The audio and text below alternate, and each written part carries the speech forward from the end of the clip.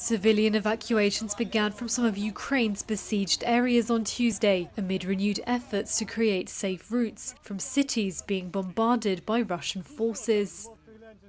Passengers were seen waiting on buses in what is said to be the eastern city of Sumy, according to footage uploaded by Ukraine's deputy head for the president's office.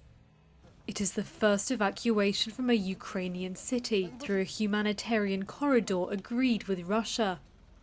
The convoy is bound for the city of Poltava, further to the west. The evacuation began hours after a Russian airstrike, which local authorities said killed 21 people.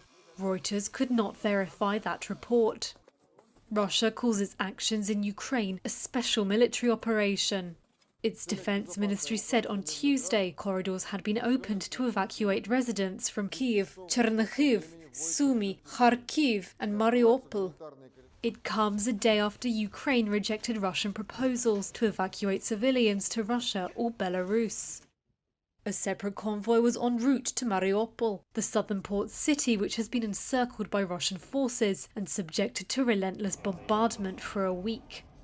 Officials say supplies there, including food and water, are running low.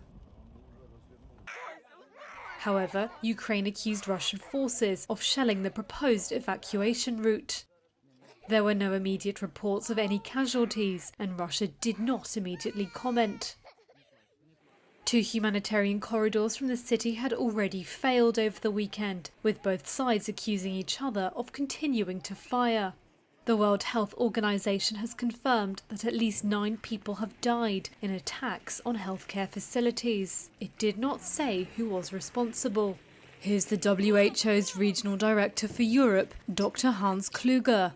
It should not need saying that health workers, hospitals and other medical facilities must never be a target at any time, including during crises and conflicts. To date, we have 16 confirmed reports of attacks on health in Ukraine, and more are being verified. WHO strongly condemns these attacks on healthcare services. Over 2 million refugees have now fled Ukraine, the United Nations said, describing it as one of the fastest exoduses in modern times.